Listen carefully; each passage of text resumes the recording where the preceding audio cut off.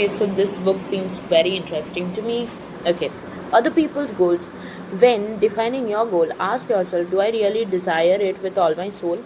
Or would it just like to, or I just would like to desire it? If you need to convince yourself, then the goal is not yours. If your goal is yours, you do not have to convince yourself. Movement towards the goal of somebody else always leaves a celebration for a later, illusory future. And if you're moving towards your goal, you're happy even now. Other people's goal is always violence over you, compulsion, and obligation.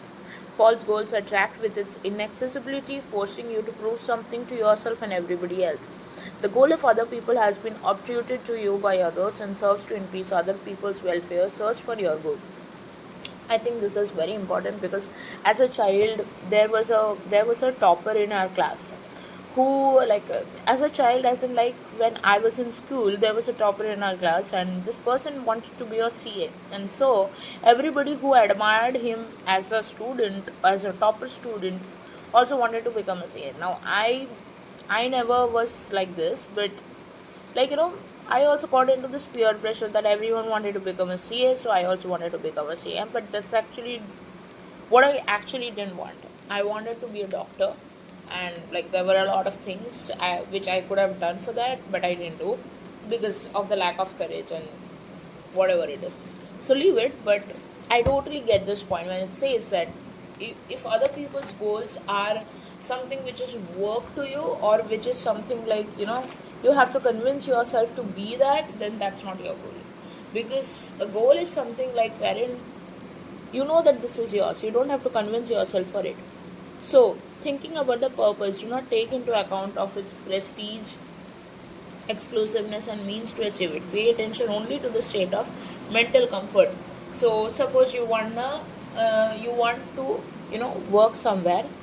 In this, for example, you have specified something as your dream job. Okay, so you have written what is your CTC, which is the place you are living in, what is your marital status when you're working out there, or certain other things. Okay, so what you will be doing, you will be putting in a list and you will be reading it out, and that list might not be similar to what I might have for my dream job. So everybody's dream job is different. You can't just compare one person's dream job with another person's dream job and be like, okay, so this person is very popular, so I want to achieve the same things which this person has. So it doesn't happen that ways. Okay, yeah. Now, do not confuse soul stiffness, is this all for me, with discomfort. Soul discomfort is an oppressive feeling or burden that is too weak against the optimistic thought of the mind. Soul stiffness can be removed with the help of slides, but soul discomfort never. Discomfort is something like you do not want at all. Like for example, you want someone, you love someone, and you want to marry this person. So that's the soul thing. But you do not want someone, but somebody is telling go and talk to this person, so that is the discomfort. You cannot remove the discomfort. But soul shyness, like sometimes what happens, when you when you start being when you're really close to your SP, and you have never been that close, I don't mean it emotionally, I mean it physically. Like for example, certain things you'll feel a little shy. That's not that you don't want it, but it's just that you're a little shy, so you can remove the shyness. So that's what I mean here. Your goal. Everyone has one precious treasure, his or her unique soul. Every soul has a purpose towards which one gets happiness. Next, in future, there's no happiness. Happiness is either here and now or it doesn't exist at all. The secret of true happiness is to get rid of the pendulums and to choose your own way. Ask yourself the question, what attracts your soul? What will make your life a celebration? Do not care about any restrictions. Do not be shy and order with vision. If this is your goal, then at the very thought of it, your soul is singing and your mind rubs its hands with pleasure. The human soul can only vaguely guess what it wants. Mind must keep it to identify with its goal, but the mind, entirely in its style, is trying to search for the goal using the way of logic. This is a mistake. The task of the mind is not to search for the goal, but to recognize it on time. At the right place and in the right time, the soul will recognize what belongs to it and you will feel it. The main purpose is to give the soul the opportunity to meet the goal. You need to expand your horizons, go where you have not been, see what you have not seen, bear new information, exit the cycle of the ordinary, and later keep up your awareness and carefully listen to the voice of your heart. This is very important. Give yourself an indefinite period. Do not limit yourself within time frames, and do not turn the search for the goal into an obligation. Just repeat it in your thought. Repeat the statement, I am looking for something that will make my life a celebration. The goal will come as an illumination. When confronted with some information and you feel your soul kindled and your mind is considering it as pleasure, you can assume that you have reached the goal. Such as analytics was something which I've always wanted, so it always illuminates my soul. So that's something which I really want. It's not something which somebody is doing something, or maybe somebody is practicing something. That's not something like that. So that's how it is. Okay. Now this is for day 41 to 32. Let me read this up. This is very interesting because it gives you different perspectives of what should be. That's why. Remember, when looking for a way out of a problematic situation, first remember that it occurred because of the increased importance of what you didn't want. Unconsciously, fully conquered you and happened within your control simply because you did not realize it was just a dream. Similarly, while awake, the circumstances will dominate until you realize that you are immersed in the problem and not the solution. Stop. Release yourself from the spell and remember that reality is a dream that you can manage, and when you wake up, start transurfing your dream. The main difficulty is to remember on time that you are entangled in internal or external importance. For this purpose, you need a supervisor and internal observer who constantly monitors your level of awareness. Of course, it's very difficult to restrain yourself when you literally want to cheer up and throw away things.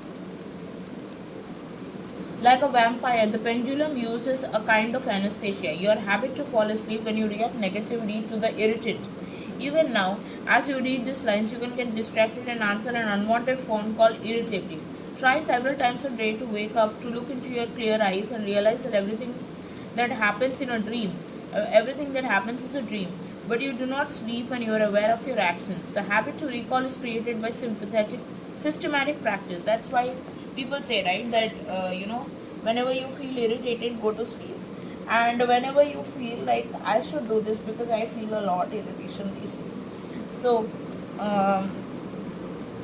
yeah, and everything which happens to you in a dream, that is true. Like basically, I don't know how to say this.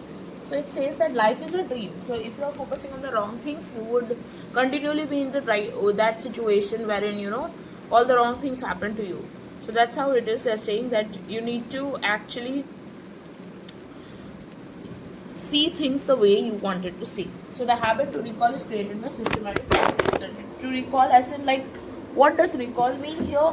The recall means here you have to affirm or maybe visualize or whatever it is, whatever things you are doing to get this thing in your life. So that is the systematic practice. The awareness becomes a habit for you. The pendulum will try to capture every way. Do not get desperate. It will be mainly small troubles if you do not give up, and if you learn to remember and stay aware, your victory will be impressive. You will see. Now, breaking the stereotype.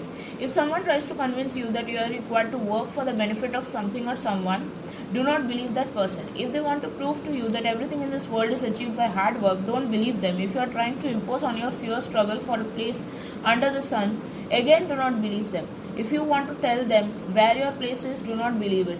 If they try to drag you into a sect or society where your contribution to the common cause is needed, do not believe it.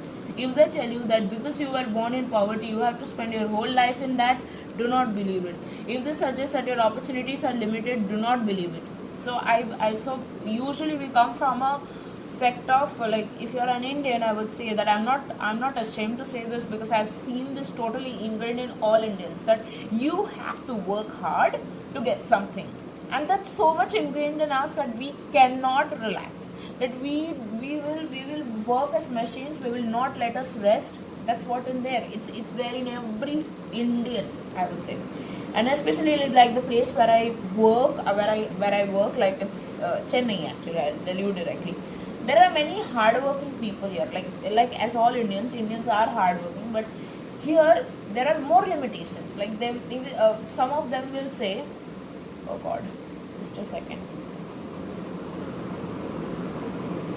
Okay, so there are some people in here who will say that since you were born poor, you might end up being poor.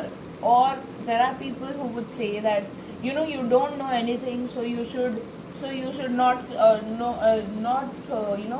have a lot of expectations related to opportunities and etc. Like if you don't have much experience here, so you will not be able to do this and that. And I would say that you might be logically correct about it, but you are not rightfully correct about it, because if you keep thinking from the limitation point of view, you will keep reaping the limitation inside of you. Okay, so that's where I would say that's where I would stop you to think in the right way. Okay, so if you so from the standpoint of common sense, everything is transversing in upside down. Actually the same can be said for common sense from the standpoint of transversing.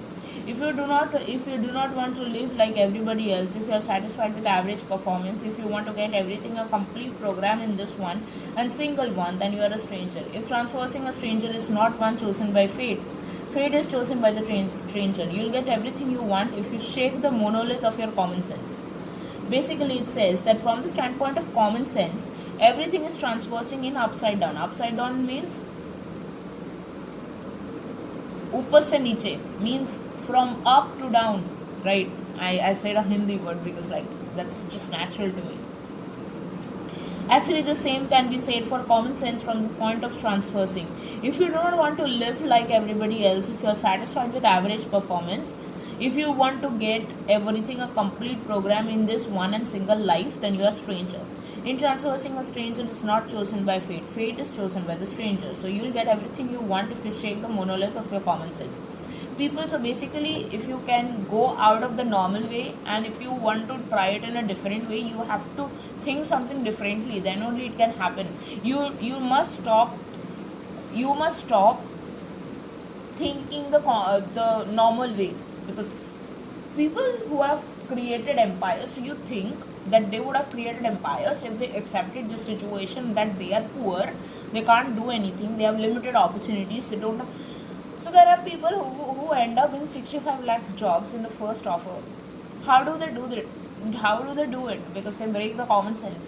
I remember, like I read somewhere, or somebody gave me an example. I think my mom gave me an example that there was a lady who was in a village, and she was applying through, like she wanted to intern in a very big institution, and she kept applying, like every day she would apply, and then she got an internship in World Bank. Can you imagine, in World Bank? And that's too not a full-time opportunity, it was an internship, and she got it, and then she was finalized there, something like that happened. But like I'm talking about breaking all stereotypes, breaking all limitations and etc.